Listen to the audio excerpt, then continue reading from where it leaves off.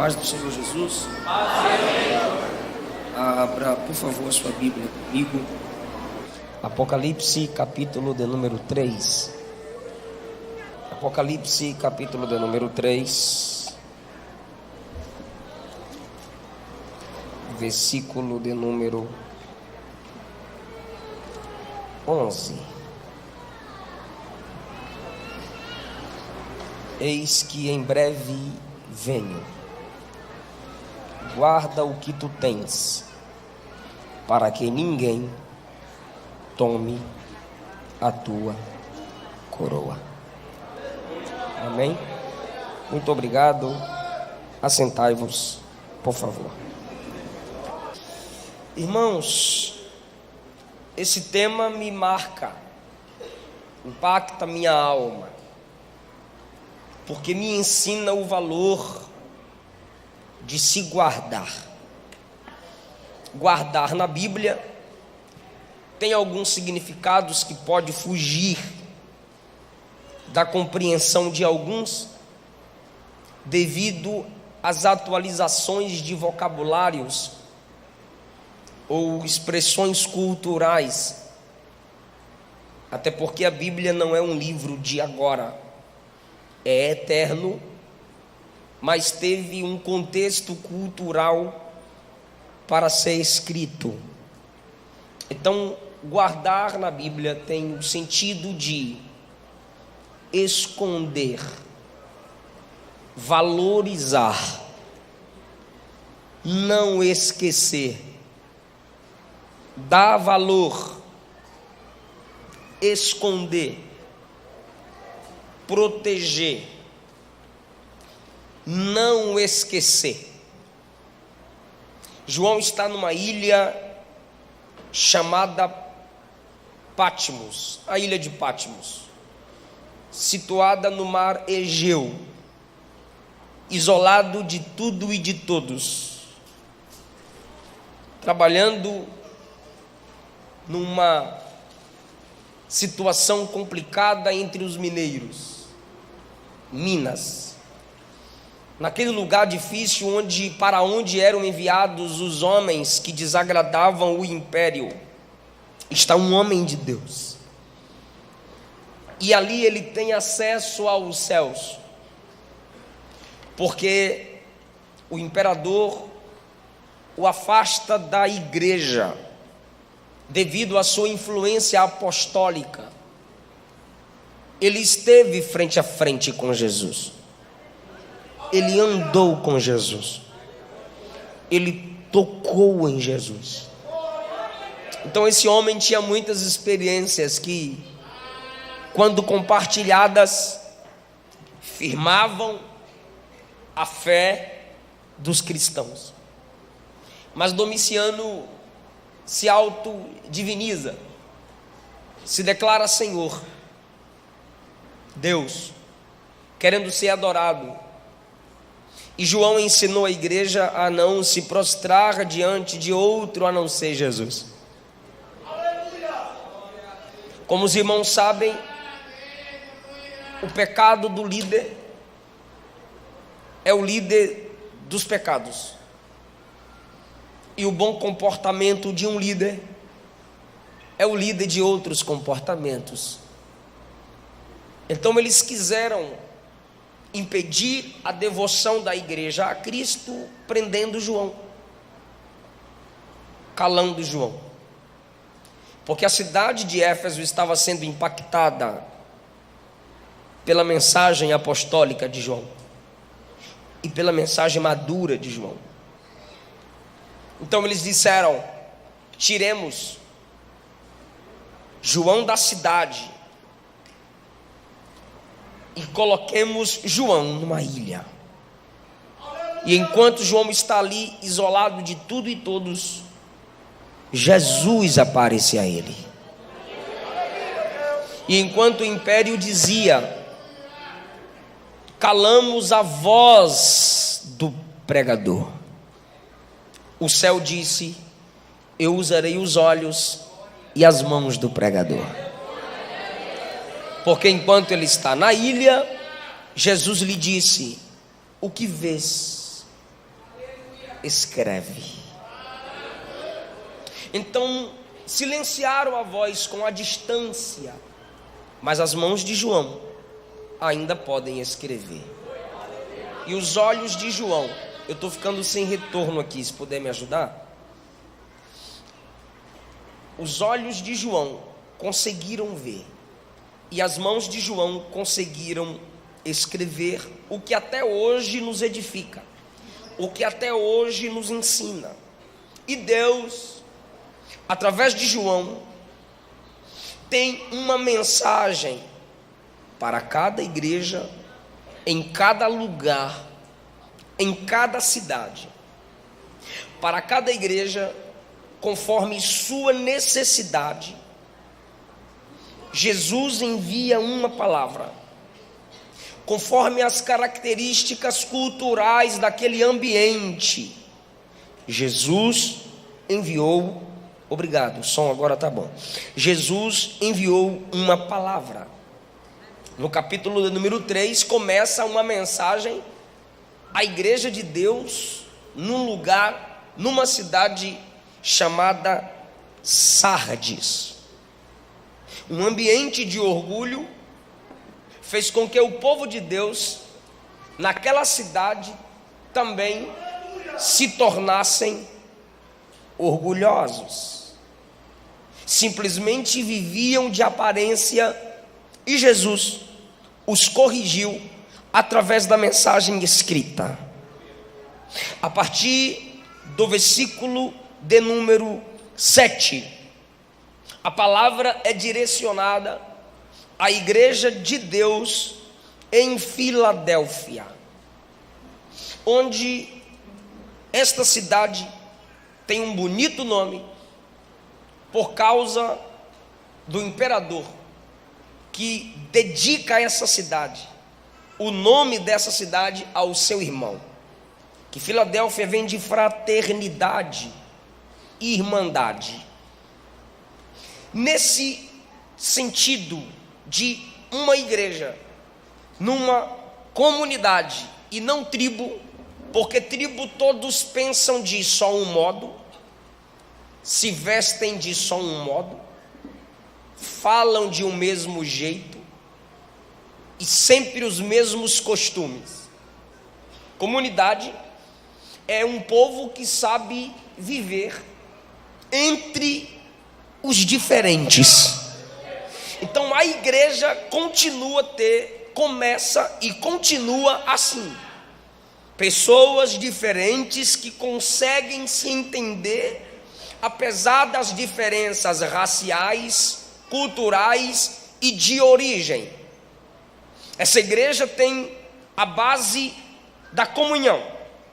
Só que os irmãos sabem que sob o Império Romano, a idolatria era divulgada. Então a esta igreja Jesus vai se apresentar com uma característica linda. Ele diz no versículo 7, quem está escrevendo aqui, a esta igreja, onde costumeiramente tudo é fraternidade, tudo é comum, por causa da irmandade, tem um que é diferente, tem um que está acima de tudo que vocês conhecem e concordam. E quem é ele? Jesus.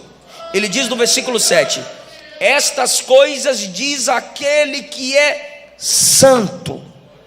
Tudo para vocês aí é comum, tudo para vocês é normal, porque vocês valorizam a fraternidade. Vocês habitam numa ambiência onde se é pregado o amor, independente das diferenças. Mas ali há uma igreja estabelecida. E onde há uma igreja estabelecida, esta igreja não se amolda aos costumes ao redor. Então, mesmo num ambiente onde o nome da cidade vem da fraternidade, da irmandade, da união, onde tudo é aceito, o que importa é a paz e nada é diferente, ninguém é superior, chega uma carta e passa pela mão do pastor da igreja, e quando o pastor da igreja começa a ler a carta, o remetente diz assim: eu sou diferente. O remetente diz assim: eu sou cortado. O remetente diz assim: eu sou fora do comum. Quem está escrevendo a vocês, eu estou dando os significados. Aí quando eu falar a palavra que todo mundo conhece, você capta. Quando o pastor está lendo a carta, o pastor diz: gente, a carta para nós começa assim, ó. Isto diz aquele que é diferente. Isto diz aquele que está acima. Isto diz aquele que é fora do comum. Isto diz aquele que é santo. Então, mesmo a gente tendo um mundo que prega a paz e o amor, essa paz e esse amor não pode chocar-se, entrar em choque, ferir a santidade do nosso Deus. Porque mesmo a gente sendo cidadãos de Filadélfia,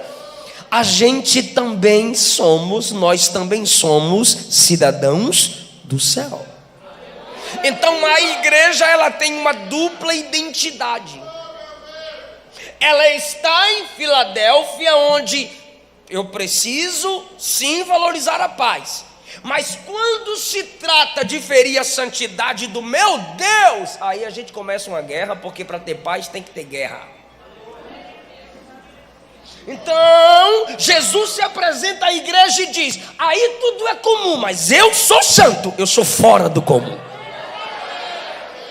Então nós vivemos numa ambiência, Brasil, onde a verdade não é absoluta, é relativa, cada um tem a sua, você com a sua, eu com a minha, assim a gente vive em paz. Porém, não haverá paz se não entendermos que a igreja também é cortada. A igreja também é fora do comum. A igreja também está num nível elevado. E ela não vai descer para agradar homens. Ela continuará na posição de santa. Porque o Deus dela é santa. E os homens com seus discursos querem mudar o que é normal à igreja. E o que é normal à igreja? Santidade. Por que santidade é normal à igreja? Porque o cabeça do corpo, que é a igreja, é santo. Então, conforme pensa a cabeça, o corpo se comportará. Por isso que não é normal o crente pecar. Porque o cabeça da igreja é santo. Isto diz o santo, não é um dos. Não, ele é o santo. Então ele fala como a igreja, que é o seu corpo, a igreja ligada nele, sabe que é normal santidade. Então, eu estou dizendo que não é normal o crente pecar. Pastor, quem disse isso? Eu e a Bíblia. E eu só digo porque a Bíblia diz. Se a nossa fonte, cabeça, é santa, como deve ser o corpo? Quer falar não? Ah, quer falar, então bora lá. Se a cabeça é santa, como deve ser o corpo? Santo. Pastor, mas às vezes o membro se fere. Ok, aí ele chora. Por que ele chora? Porque não é normal. pecar.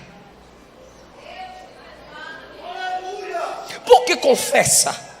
Por que se entristece? Por que pede para Deus não desistir dele? Porque não é normal pecar. Então, para o ímpio é normal pecar. Não se assuste com a violência entre os ímpios. É normal, é a natureza deles. Não se assuste com a imoralidade entre os ímpios. É normal, é a natureza deles. Agora você quer saber por quê? Principalmente na mídia. Você lê assim, ó, pastor faz isso, isso e aquilo. Cantor gospel faz isso, isso e aquilo. Não dão ênfase tão grande a ímpios quanto dão aos erros de crentes. Aí nós queremos protestar e dizer, respeite nós. Ok, respeitar como? Não fale dos nossos erros. Mas como não falar dos nossos erros? Sabe por que eles se assustam com nossos erros? Porque eles sabem que não é normal a gente errar.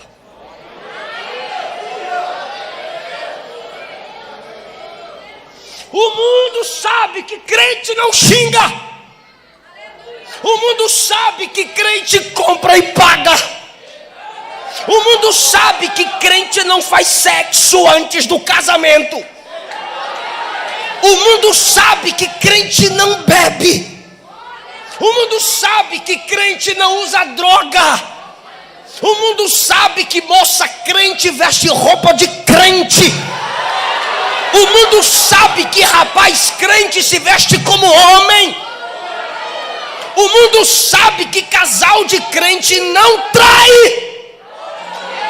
O mundo sabe que para crente não é normal divórcio. É por isso que o mundo assusta. Então, eu vou me assustar se você discordar do mundo se assustar. Aí eu vou me assustar, vou dizer que quem está com problema é tu e não o mundo. Então, queridona, queridão, vai bombar mesmo. Vigia. Há uma grande nuvem de testemunhas. E a igreja é a única representante legal de Deus na terra.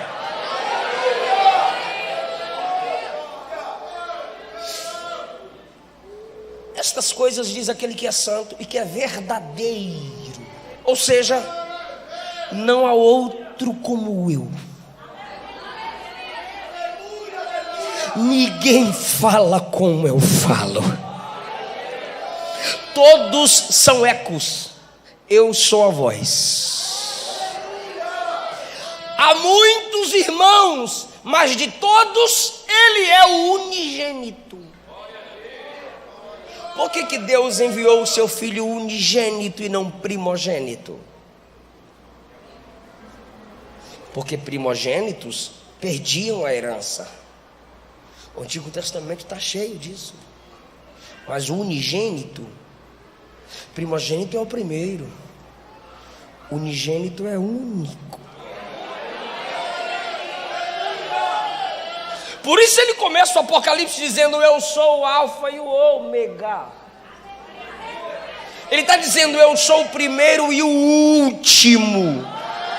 Peraí, ou você é o primeiro ou você é o último. Jesus não, ele é primeiro, é último, porque ele é único, não tem ninguém como ele. Vocês estão cercados de vários ídolos. Eu sou único. Vocês estão cercados de vários irmãos. Nenhum irmão é como eu. Por isso ele diz, eu sou verdadeiro. Por isso ele sempre dizia assim, ó, em verdade vos digo. Ele está dizendo, o que eu digo é a verdade, porque a verdade que digo reflete a verdade que sou. João 14, eu sou o caminho que você segue. Eu sou a verdade que você crê. E eu sou a vida que você herda quando anda por mim, quando crê em mim. João 15 ele disse, eu sou a videira verdadeira. Quando ele diz eu sou verdadeiro, ele está dizendo assim: em mim não há engano. Eu sou todo original. Glória, pois, seja dada ao nome dele. Ele ainda diz: eu tenho a chave de Davi. Os judeus que estavam se convertendo, ou pelo menos fingindo, sempre honraram Davi. Se tem um nome que judeu valoriza, Davi. Mateus escreve o seu evangelho para provar que Jesus é rei. E quem estuda a Bíblia sabe que primeiro veio Abraão, Isaac, Jacó, José, seus filhos, para depois chegar Davi. Mas quando você lê Mateus, você vê escrito assim na genealogia: Jesus, filho de Davi, filho de Abraão. Primeiro coloca Davi, porque Mateus quer provar que Jesus é rei. Então havia judeus nessa igreja. Olha o que diz, escuta, olha o que diz o versículo 9: eis que eu farei aos da sinagoga de Satanás. Porque quando o povo voltou do cativeiro, o templo não estava construído, eles disseram: precisamos de um lugar para nos reunirmos e cultuarmos. E o que fizeram? Sinagogas. Um local para que o culto começasse era necessário ter 10 homens. Do lado de fora o pátio das mulheres e dos gentios. Os homens ali reunidos começavam o culto. E o culto era a leitura da palavra de Deus escrita. Só que olha o que diz o versículo 9: eles dizem judeus não são, mas mentem. O judeu aqui é no sentido de tradição. O judeu aqui é aquele que conhece a lei, aquele que conhece o Antigo Testamento. O que a gente chama de Antigo Testamento para eles é lei ou antiga aliança. Judeu é aquele que conhece a antiga aliança. Aí Jesus diz: esses que se dizem judeus, mas não são e mentem. Esses que se dizem conhecedores da antiga aliança, mas não conhecem nada. Por quê? Porque eles não me honram como filho de Davi. Se eles conhecessem a história de Davi, eles saberiam que eu sou o sucessor direto do trono de Davi. Escuta isso. Eles diziam que Jesus não era o sucessor do trono de Davi. Eles diziam que Jesus não era o Messias, como até hoje muitos judeus dizem.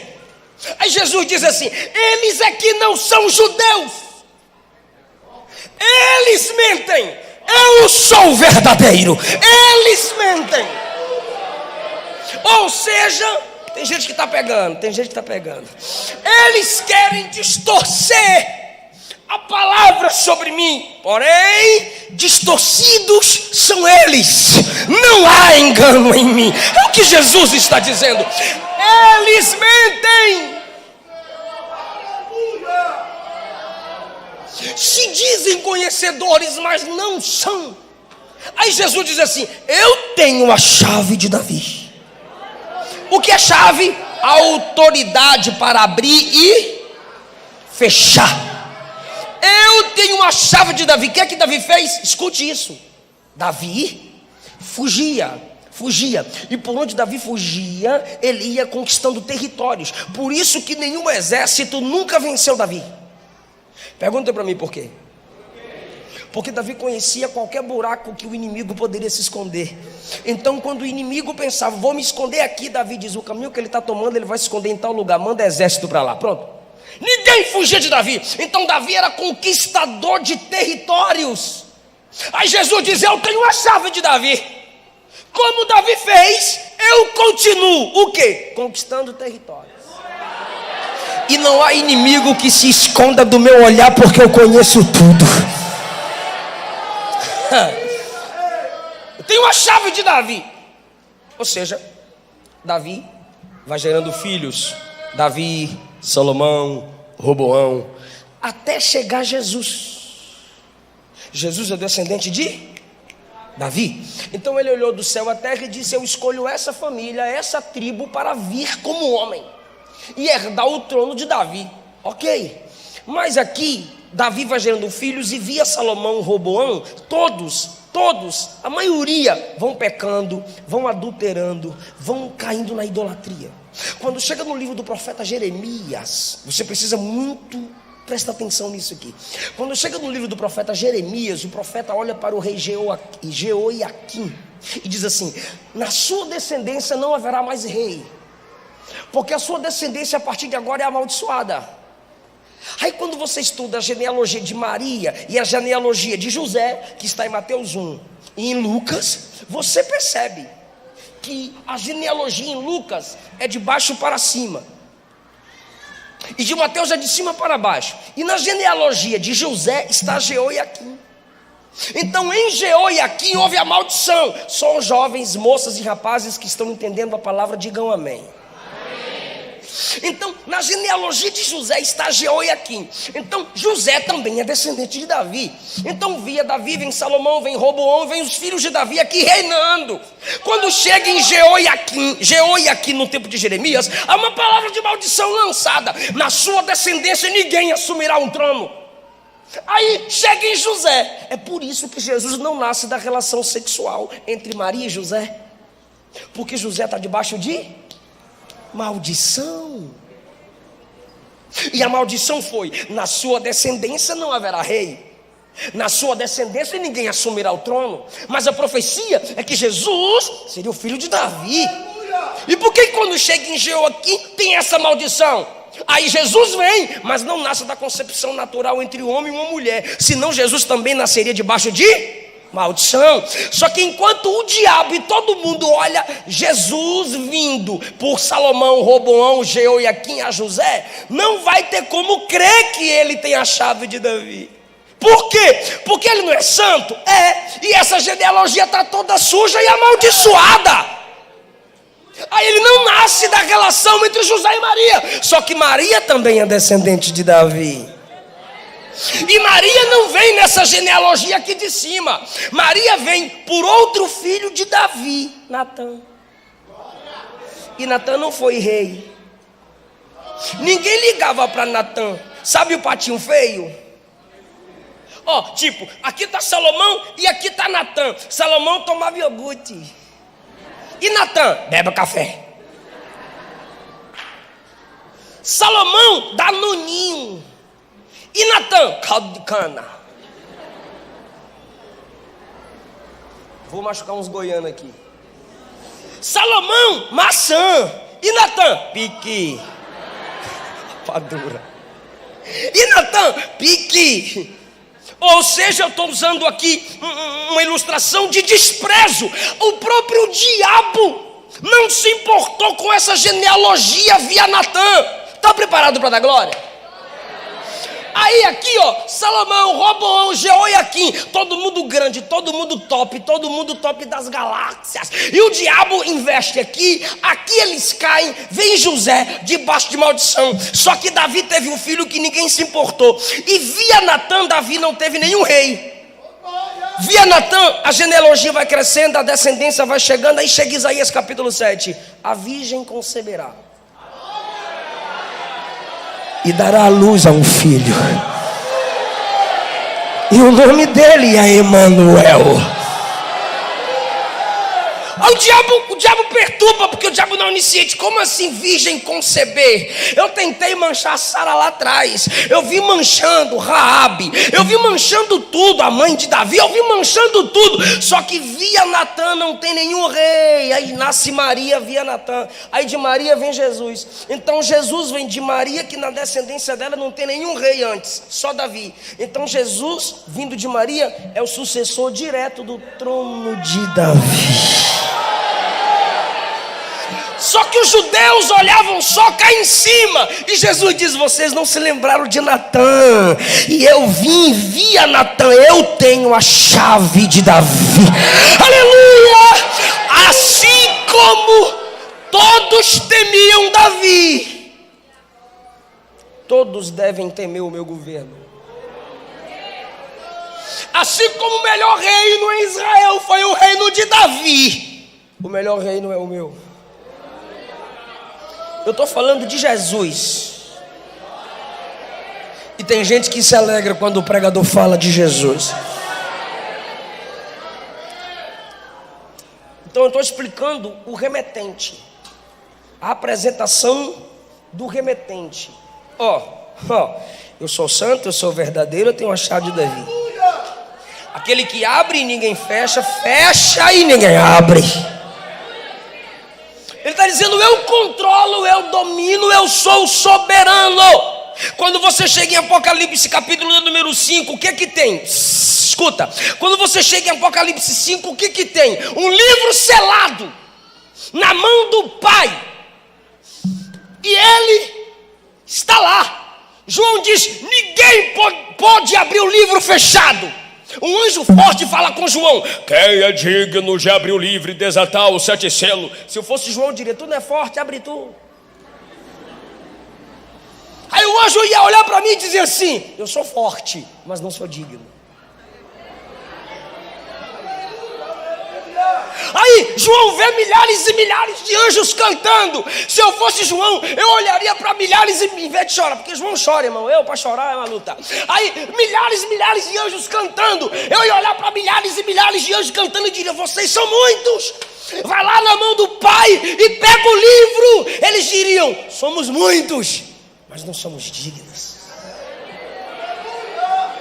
Aí tem 24 anciãos, símbolos de governo, organização e maturidade. Eu ia dizer: 24 anciãos, vão lá. Vocês estão aqui há tanto tempo, por isso que são anciãos. Vão lá e pega esse livro. Eles diriam: temos maturidade, mas não temos. Temos maturidade, mas não temos dignidade.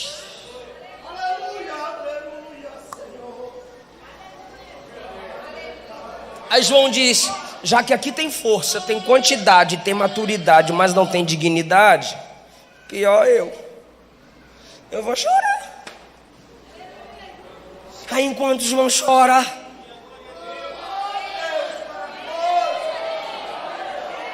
aleluia, enquanto João chora, o ancião diz: João, não chore. Eis aqui, chegou o leão de Judá, a raiz de Jessé.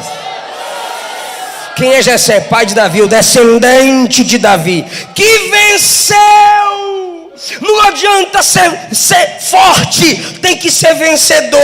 Não adianta ter quantidade, tem que ser vencedor. Não adianta ter maturidade, tem que ser vencedor. E no reino de Deus, vencer gera dignidade. Que venceu para abrir o livro. Eu sou aquele que tem a chave de Davi, que abre o que ninguém fecha, mas também abre o que está fechado. E de repente João olhou e viu um cordeiro no trono. E ele diz que o cordeiro se levantou, que é Jesus, pegou o livro e abriu selo por selo, dizendo: eu controlo a história. Quando você chega em Apocalipse capítulo 20, está escrito assim: e vi um anjo descer do céu, tendo a chave do abismo e uma grande corrente na sua mão. E ele prendeu o dragão, a antiga serpente, que é o diabo e Satanás. Um anjo sem nome vai prender o anjo caído, que tem 2 nomes, diabo e Satanás. E o prendeu por 1000 anos, 3, e o lançou no abismo, e ali fechou, o trancou, o encerrou, e pôs sobre ele um selo, para que não mais enganasse as nações, para que se cumprisse 1000 anos, e após isso ele será solto, mas não antes disso. Porque quando ele fecha,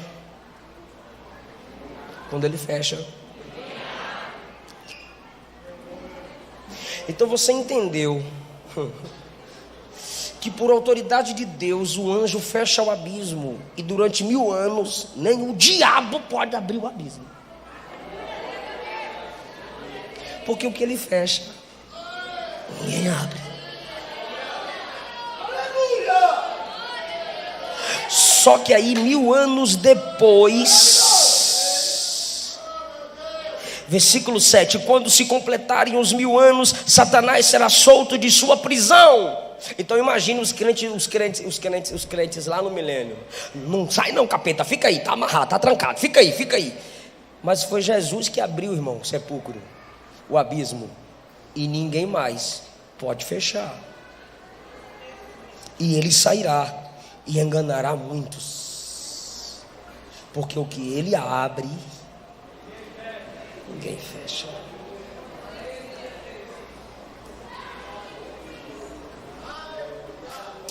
E quando você chega em Apocalipse capítulo de número 21, olha que diz o versículo de número 25, falando da Nova Jerusalém, que a gente vai para lá e vai descer nela para mandar em tudo aqui na terra. Versículo 25: e os seus portões nunca se fecharão. Diga nunca. Porque o que ele abre, não, agora eu falo e tu responde. O que ele abre, nunca se fecharão. Porque o que ele abre, ninguém fecha. Mas ele também fecha, e ninguém. Está aqui no versículo 27 do capítulo 21. E nessa cidade não entrará nada que a contamine, nem aquele que pratique a abominação ou acredite nas mentiras, mas só vai entrar lá os que estão inscritos no livro da vida do Cordeiro. É esse Deus aqui que está se apresentando à igreja em Filadélfia. Quando você chega em Atos capítulo 15, ali chegando no 16, Paulo tenta pregar em alguns lugares, e o Espírito de Jesus disse: não vai não.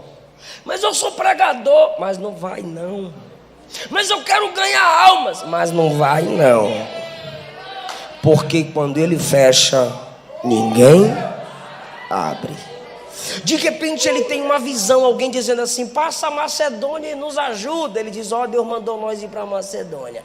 Quando ele chega na Macedônia, ele procura um lugar reservado para orar. E onde ele vai orar? Na beira do rio. Quando ele chega na beira do rio para orar, quem é que está lá? Mulheres. Porque como se trata de culto, mulher ganha dos homens, não tem jeito. Quando ele chega lá, as mulheres já estão lá. Aí diz a Bíblia: enquanto Paulo pregava, Deus abriu.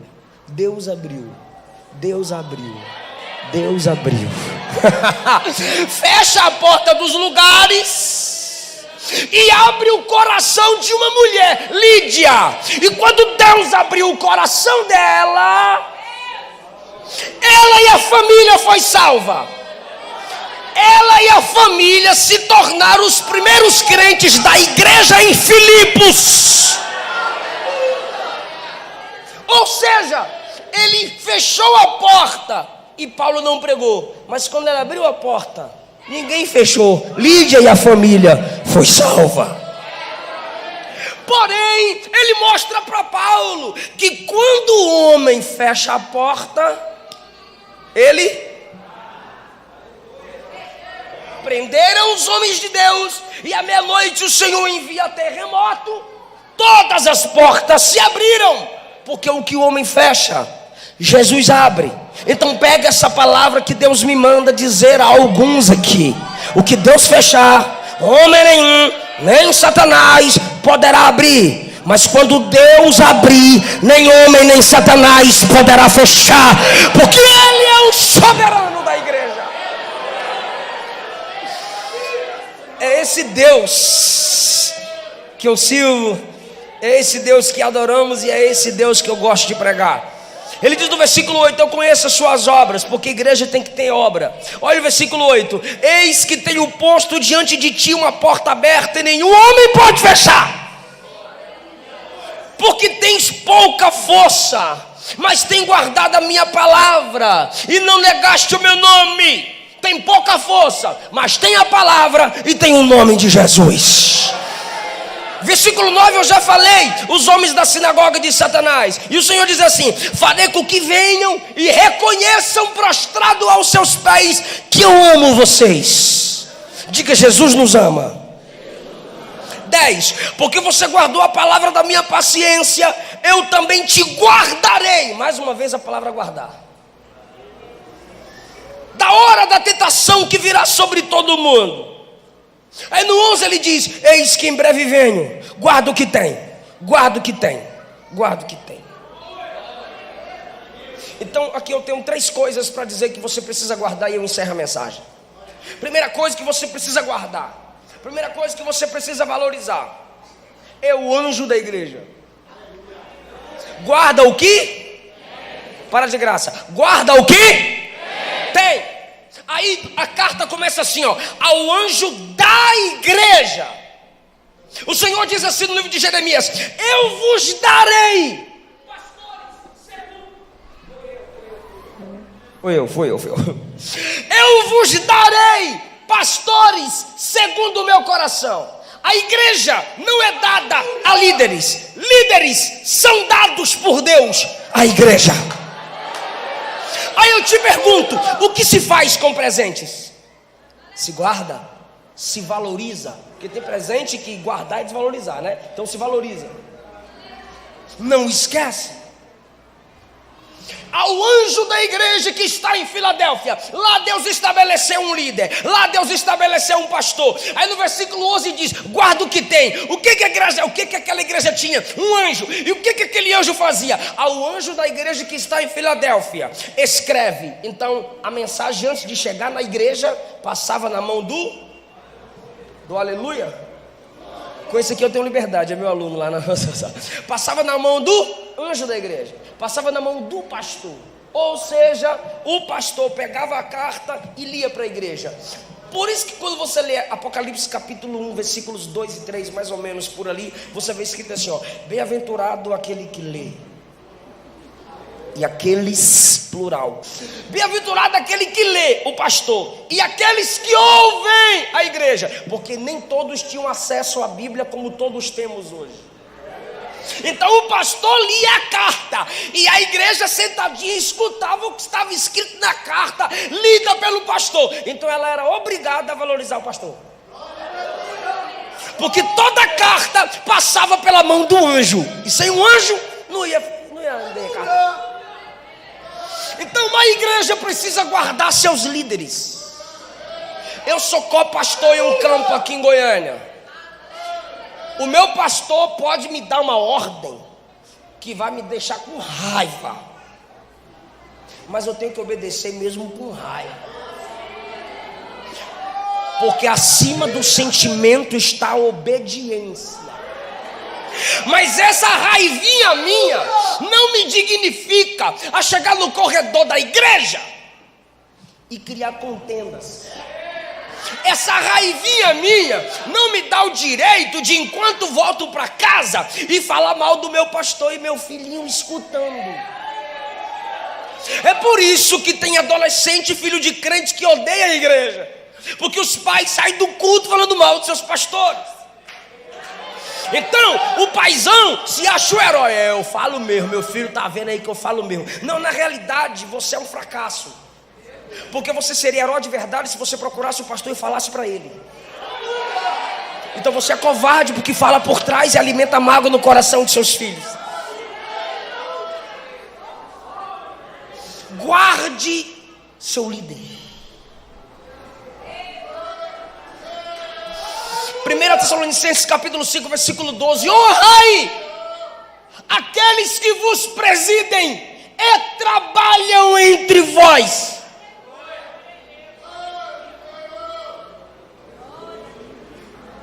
Pastor, para Deus todo mundo é igual. Entre os iguais Deus tem os primeiros. Hebreus capítulo 13, versículo 7: honrai os vossos pastores que vos pregaram a palavra, imitai-lhes a fé. Hebreus 13:17. Obedecei aos vossos pastores, porque eles se comportam como quem dará conta de vossas almas. E se vocês desobedecerem, eles pastorearão com tristeza no coração, e isso não será benefício para vós.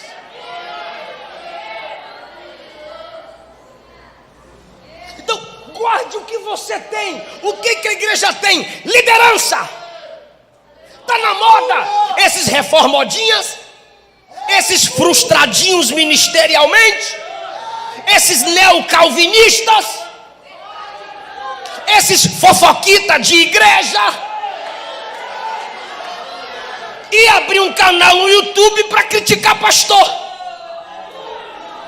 Não conseguiu ter sucesso no ministério, não conseguiu ser provado, porque algum pastor o humilhou, e às vezes Deus permite a gente ser humilhado. Não adianta você ficar mudando de igreja. Meu pastor me humilhou, vou mudar de igreja. Às vezes Deus permite você ser humilhado porque você não é humilde. Aí os crentes ficam mudando de igreja, ficam migrando. Sai da Assembleia, vai para Batista, sai da Batista, vai para Universal, sai da Universal, vai para Católica, sai da Católica, vai parar no inferno. Em vez de mudar de igreja, muda de vida, muda de atitude, muda de comportamento, aprende. E aí a gente sai da igreja dizendo: os humilhados serão exaltados. Quem me viu passar na pave não me ajudou, quando me viu na mesa vai me arrepender. Olha, ela não gosta que eu fale da música da Damares. Só que aí sai da igreja: os humilhados serão exaltados. Os humilhados não serão exaltados. É Deus mesmo que diz. Os humilhados não serão exaltados. Pastor, está na Bíblia, na tua. Pastor, foi Jesus que disse: o teu, o meu não. O que Jesus disse, pastor? Aquele que a si mesmo se humilhar, esse o Pai o exaltará.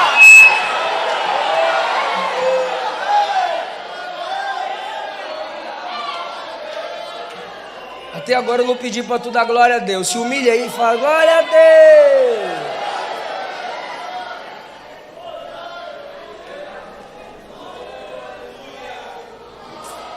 No corredor da minha igreja, pastor, o irmão me chamou. Pastor João Pereira, o irmão me chamou.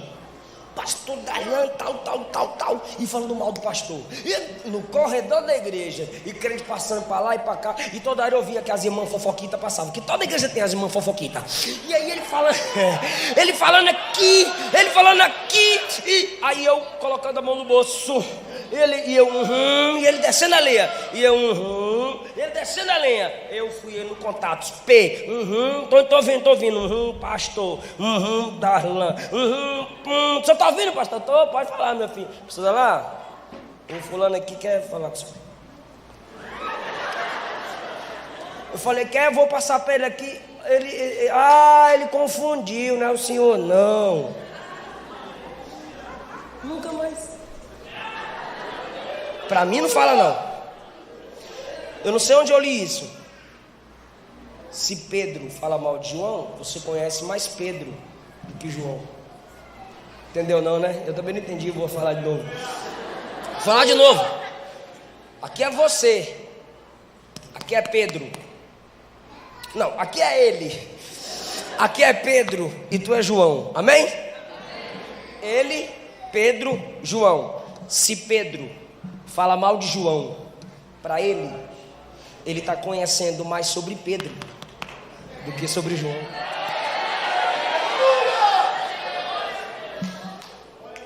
E se ele chega para João e diz: Pedro falou mal de tu 1 hora, tu está conhecendo mais ele do que Pedrão. Por quê? Por que ele deixou falar 1 hora?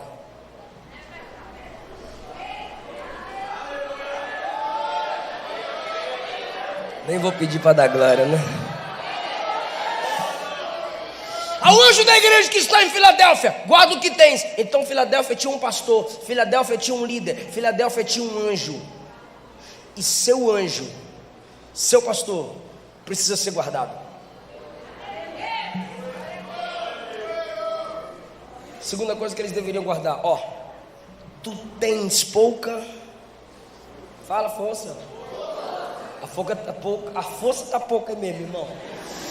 Tu tens pouca força. Foi o Senhor que disse. Mas está falando para a igreja, pastor, a igreja é forte. Não, ele está dizendo, tu tens pouca força. Claro, Deus está pegando um gancho cultural. Quando Sardes tremia, Filadélfia também tremia muito. Então as pessoas chamavam de a cidade fraca. Aí Jesus pega o gancho cultural para uma igreja que quando sofria perseguição, seus bens eram tirados. Aí o Senhor diz, tu tens pouca força, pouca influência, pouca fama. Sardes tem muito nome, vocês têm pouco nome, pouca fama, pouca influência. Você tem pouca força. Ei, valorize isso. Guarde o que você tem. O que eu tenho, pastor? Pouca força. Então o que eu tenho que guardar, pastor? Você tem que guardar essa realidade de que você tem pouca força. Eu não vim aqui como um coach, que coach tentando pregar o evangelho é um coachado. Eu não vim aqui dizer assim, você é forte, você é top. Não, você é fraca. Você é fraco em si mesma, em si mesmo. Você só pode tudo, tanto passar prova, quanto passar luta, tanto fome, quanto tem abundância. Você pode tudo isso em Cristo Jesus que fortalece você. Então, nunca se esqueça, você tem pouca força. Se o cantor se esquecer que ele tem pouca força, ele vira artista. Chega aqui, bate a boquinha, bota a igreja para cantar. Se o pregador esquecer que tem pouca força, ele não quer mais orar, não quer mais jejuar, não quer mais ler Bíblia e sobe no púlpito de cabeça erguida, vai descer de cabeça baixa. Quem se lembra que tem pouca força, não prega sem orar, não canta sem buscar, não aconselha sem depender de Deus. Você tem pouca força. Se você reconhece que tem pouca força, você não fica sozinho com sua namorada. Se você reconhece que tem pouca força, você não fica com beijos prolongados com seu namorado. Se você reconhece que tem pouca força, você não vai ficar 5, 6 anos namorando, beijando, esfregando, chupando, sem casar. Você tem pouca força. Guarda o que você tem, o que é pouca força. Não se esqueça, você é fraco. Hormônio não se converte. Sai desse grupo imoral, senão você vai viver na masturbação sempre. E quando casar, sua mulher não vai te satisfazer, porque você é tão viciado em satisfazer a si mesmo, que você não casou para satisfazê-la, você casou para ser satisfeito. Isso é orgulho. Então você já casou imitando Satanás, porque Satanás é a origem do orgulho na Bíblia. Então você será o Satanazinho no casamento.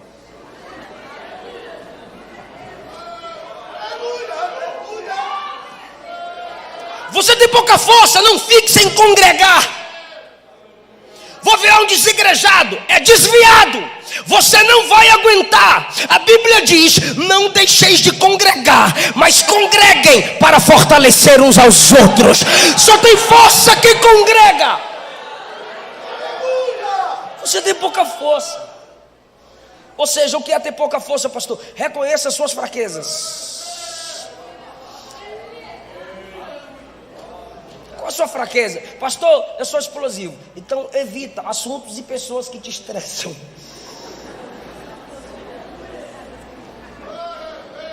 Qual a sua fraqueza, irmão? Pastor, eu roubava muito, eu gosto de um dinheirinho. Então trabalha, irmão, trabalha, meu querido. E dizima, meu filho.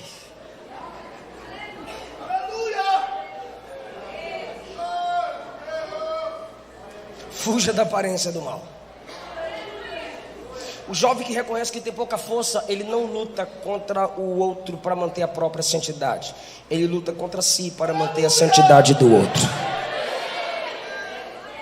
Você tem pouca força. Davi reconhecia que tinha pouca força. Por isso que você vai ler a Bíblia e você vê escrito assim: oração de Davi. Oração de Davi.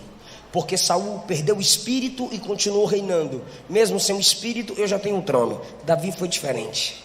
Quando Davi estava sentindo a ausência de Deus, ele saiu do trono e foi para o jejum e para a oração e clamar pela presença de Deus. Então, se você passa, irmã, se você não tem vontade de orar, eu não estou dizendo que você tem que dizer assim, não, eu amo orar, orar é maravilhoso. Não fala isso na minha frente não, que eu te chamo de mentirosa. Orar é um docinho. Orar, olha, menina, como... Aí os bestarados vão lá pro Facebook, indo orar. Quem te perguntou o que você está fazendo? Irmão, orar é secreto. Quando fores orar, entra no teu quarto, fecha a porta, ora em secreto. O segredo da oração é a oração em segredo. Agora eu estou dizendo vontade de falar com Deus, sede de Deus. Se você não ora, irmão, o tempo que você não ora é o tempo que você está desviado. Irmão, eu sei por que você não ora. Por quê? Porque você é forte. Aleluia! E você se esqueceu que você é fraco, então você pensa que é forte. Mas quando você chega na igreja, jovem, sabe? E vê as irmãs orando, porque sempre as irmãs chegam primeiro que a gente, os pastores orando. Aí a gente diz, aí a gente que é jovem diz, o culto não começou não, vou lá para fora. Aí vai lá para fora roubar o Wi-Fi da igreja. Por quê? Porque o culto não começou. Mas por que o culto não começou? Porque as irmãs do cocôzinho branco estão orando. Culto não começa depois da oração. Culto começa com oração. Quando o primeiro crente está de joelho, o culto já começou. Jesus já está na casa. Aí, quando você vê um crente orando, aí você diz, olha lá, ó, ali é forte, ali é top, ali é forte. Por quê? Porque está orando. Ali não tem pecado não, ali é toda santa, santa, santa, santa. Ali é mulher de... Ali é vaso. Ali é do manto. Ali é forte. Ali não faz nada que eu faço. Por quê? Porque está orando. Chega lá perto. Chega lá perto. Encosta o ouvido. E você vai ouvir o orante dizer, tem misericórdia de mim. Me sustenta com a sua mão. Eu só estou orando porque eu sei que eu sou fraco. Mas é fraco de joelho vence 1000 demônios de pé. Deus quer um crente de joelhos. Apesar de suas fraquezas, eu sinto a presença de Jesus aqui. Eu sinto Jesus nessa casa. Aleluia. E eu gostaria que você fizesse algo comigo. Segure na mão de uma pessoa. Segure na mão de uma pessoa. E diga assim, ó, pelo poder da oração. Diga, pelo poder da oração. Você vai reconhecer que um crente fraco, fala, irmão, fraco, de joelhos, vence, derrota, humilha, é mais forte do que 1000 demônios de pé. Quem acredita nisso, abre essa boca e dá glória para quem nos fortalece. É na oração que você mostra a dependência de Deus.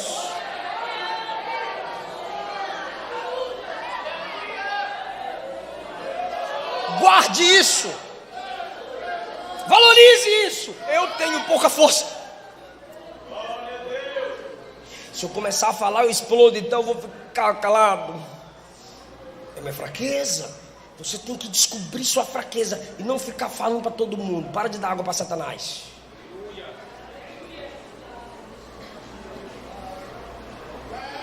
Guarda o que tem, para que ninguém tome o que você ainda terá. A coroa. Agora, olha só que coisa linda. Isso é para quem já leu, porque eu fui versículo por versículo. Quem estava ligado pega, quem não estava não pega. Eu não vou repetir. Ó, tens pouca força, mas guardaste a minha palavra. Guarde a palavra. Memória. Então guardar é valorizar. Valorize seu pastor. Guardar é não esquecer. Não esqueça que você tem pouca força. Guardaste a minha palavra. Guarde a palavra. Valorize a palavra. Não esqueça a palavra. Eu sei que as mocinhas, eu sei que as moças, eu sei que os rapazes, os moços, melhor rapaz, né? Ficar mais macho. Os machos, né? Gostam dessas músicas aí, músicas atuais, né? Jesus é legal, legal.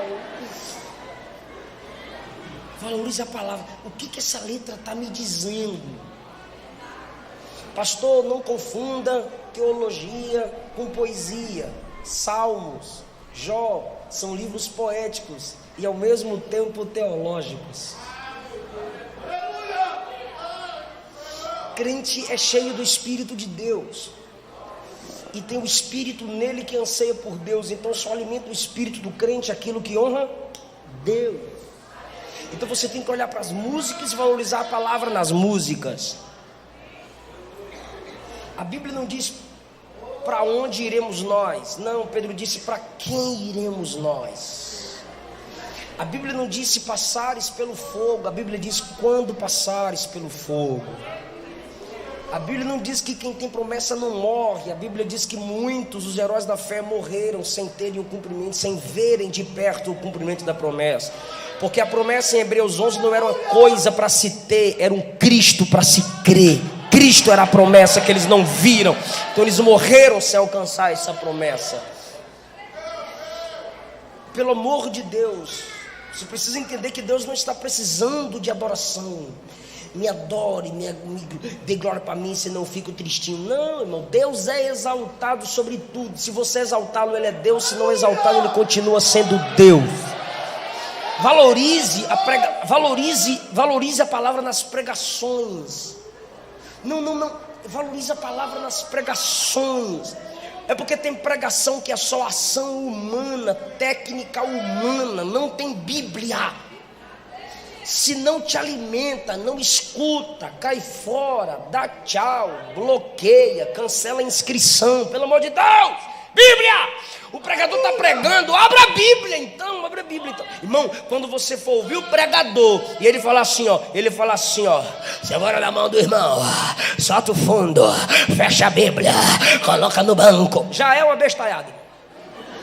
Mandar fechar a Bíblia? Eu fecho a minha Bíblia se eu quiser. Eu sou bereano. Paulo está pregando, a minha Bíblia está aberta.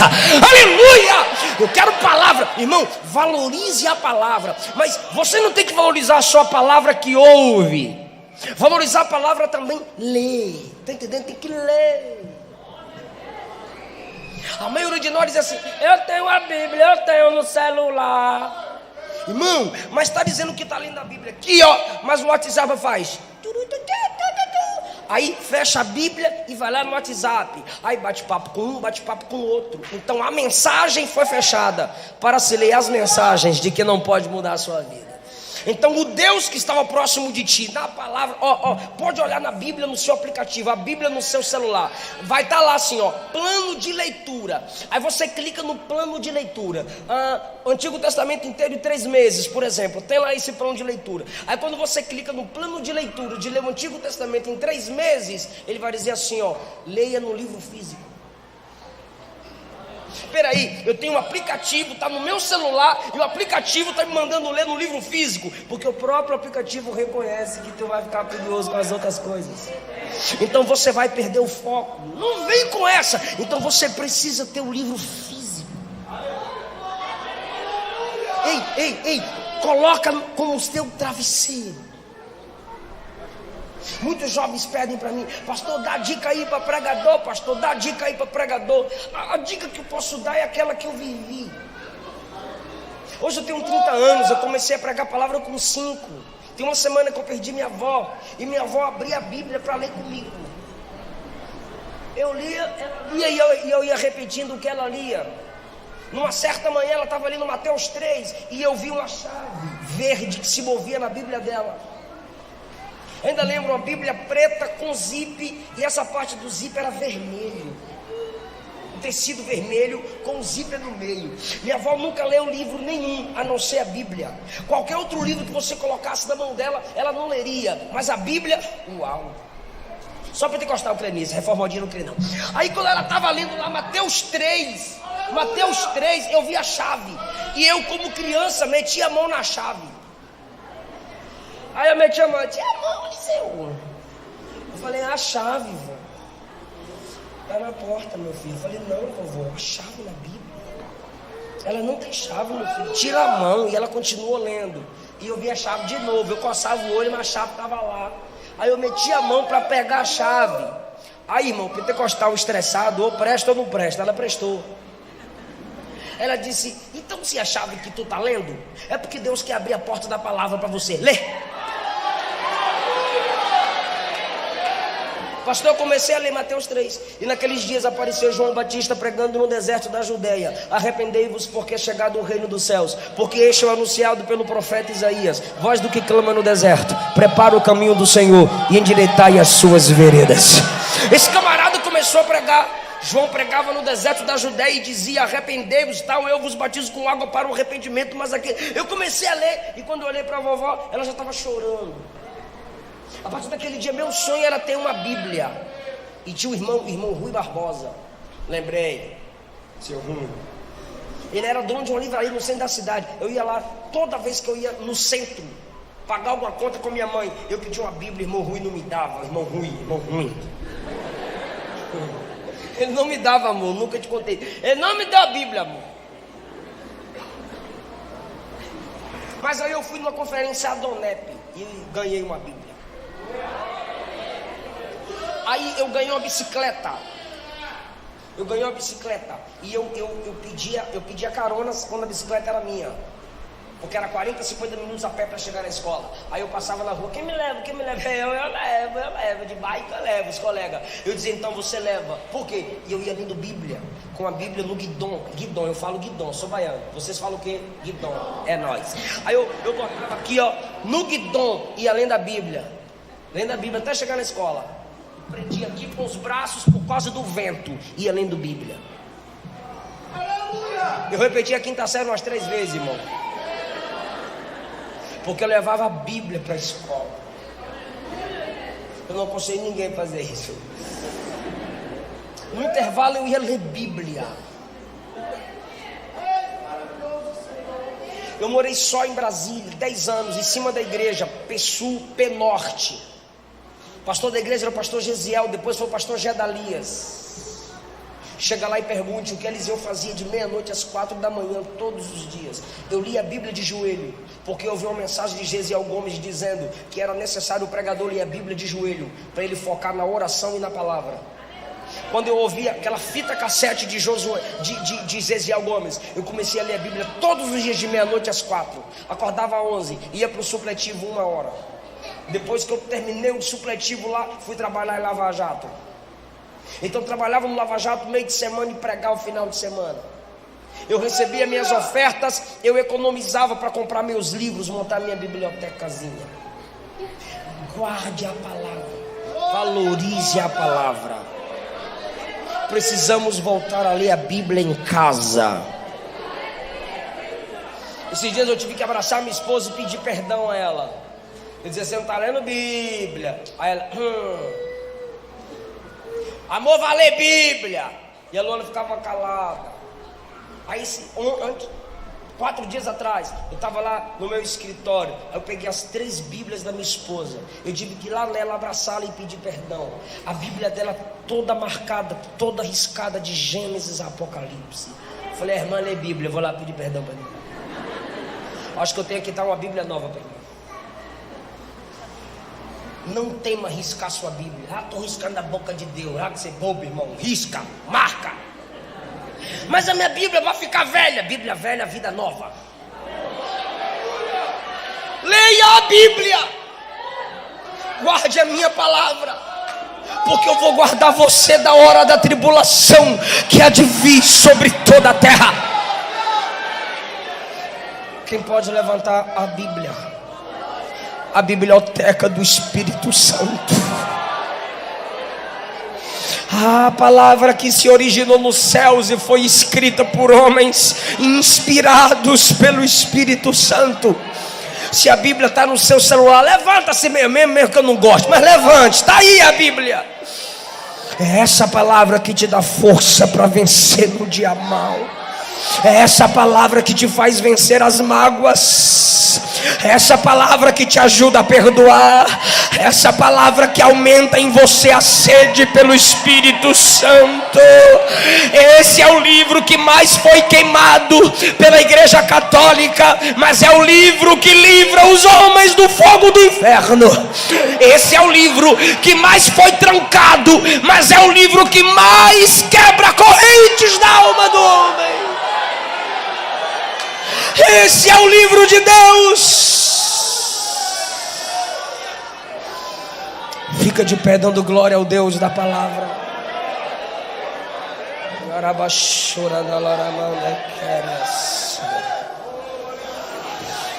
Deus vai abrir a porta da palavra para você. Deus vai abrir a porta da palavra para você. Vem cantar aqui, amor.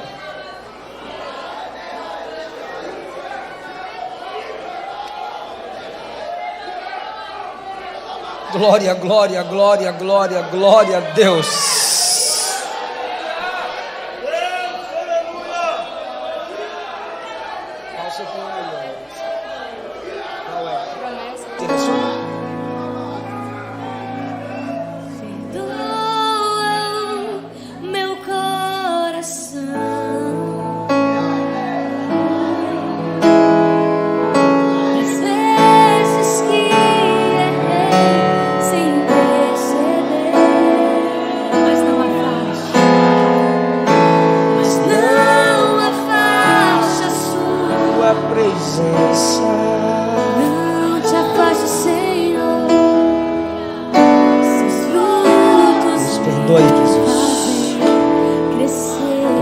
Desvalorizado o que o Senhor valoriza.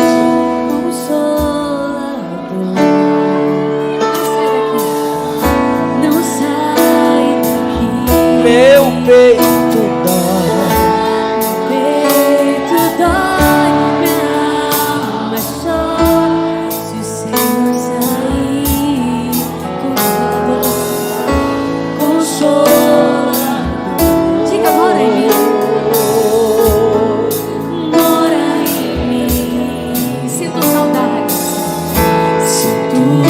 Saudades quando estou longe de ti. Clame. Perdoa. Ele te perdoa das vezes que errei sem perceber.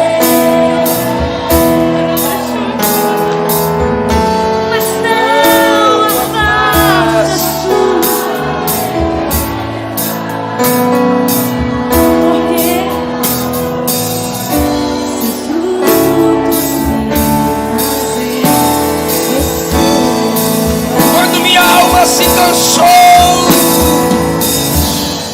Quando minha alma se cansou, pois a força pra quando meu coração calou, o meu ajudador, o meu consolador